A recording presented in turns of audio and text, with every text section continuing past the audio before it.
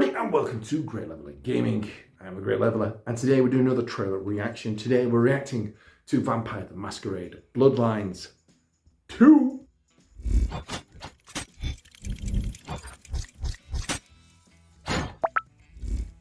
So we've done some reactions to Bloodlines 2 on this channel before. One of them was for a very long time ago and it was, I believe, under another studio. I found all this out after I did my last trailer reaction and I completely forgot. I could look back and go through the comments because people were really helpful. But yeah, from what I understand, the original trailer that we did a reaction to, that kind of got pretty much scrapped and then they've rebuilt it from the ground. Or maybe not from the ground up, but they've done it, it's a different company, which is why it's looked so different to the first trailer we did. But I really do enjoy this series. I love Bloodlines 1.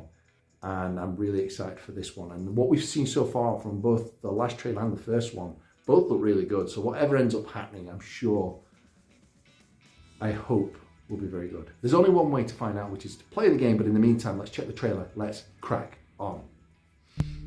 That's a nice, sexy looking title.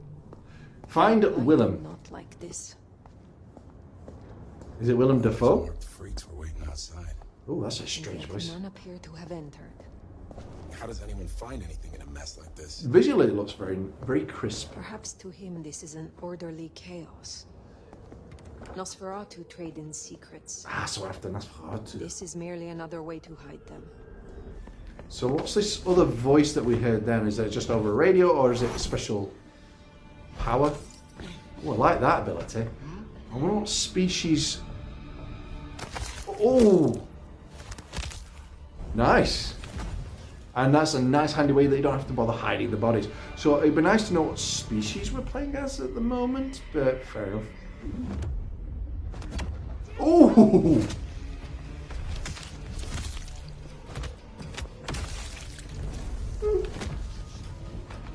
Again, it's nice to see a little bit more of the gameplay. We've seen hints of the gameplay, but not like it's always been snippets. It's nice to see that you look powerful, but then again, so do the enemies. Oh, that was cool. That was so cool. Finish the song. How cruel. Am I interrupting? Is it Willem Dafoe? Of course. She looks like you. the nomad. Well, I take it. You had some interesting guests outside. I can't remember the Expecting species. trouble? That depends. Why are you here? Polly tells me you keep the court's secrets and its histories. The facial Earlier animation tonight, is another leaving a candidate little by to the be name of desired, Isabella but used this mark to sap my power. they're really Do you know good anything about visually. it? No. All I had to do was keep my head down for just a few more nights. He's hiding something. So who's Fabian? Tell me, Willem.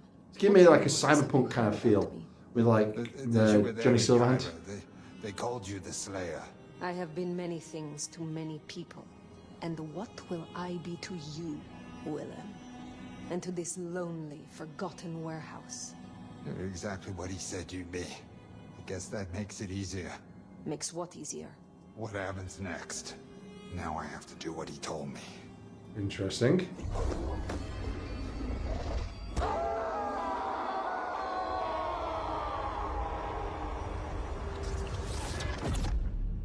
What the hell?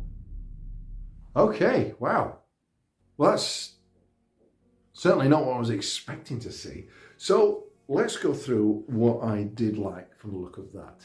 First off, I like that the main character actually has a voice actor. Cyberpunk did that.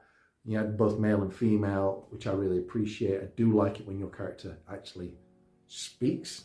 I like as well that it cuts to a third person thing. Again, something I feel like Cyberpunk missed out on. When you're having conversations with people, it should have gone to that. What's the point of creating a character if you only get to see him in a mirror when you decide to look at it and in the final cutscene? So I really like that.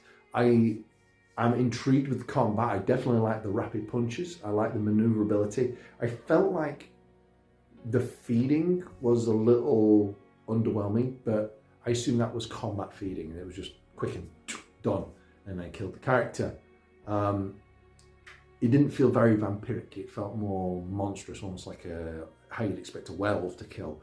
Didn't feel like a feed, it just felt like a biting attack. But the maneuverability looks good, the range of powers it showed was good. The facial animations, I'm still not sold on that. Now, Willem I can kind of understand because it's not really a natural looking face. But the main characters, but again, if it's a design your own character, then again, I can kind of understand that. I assume that there might be some character customization from the get-go, unless it's literally, here's the female, here's the male, and then depending on what branch you choose, what kind of bloodline, we'll change it to preset ones. But I would think you probably get some say, and if you get some say, I can understand why that would then affect the facial animation, because each face is different, and I'm sure you can come up with some really crazy wild ones, so we'll let that slide. But I really do like the look of it. I do think it is a game I will buy. Whether I'll get it on release, I don't know. It depends on what it retails at. But yeah, I'm optimistic. There are some things that I'm not too keen on. The world looked very pretty, but it didn't look very, like, everything looked like dressing. It didn't feel like it lived there. It felt like everything was placed and then stuck on. You couldn't knock a mannequin. You couldn't really move unless it was to use for distraction. Everything just kind of felt like it was a painting, not an environment you're actually walking through.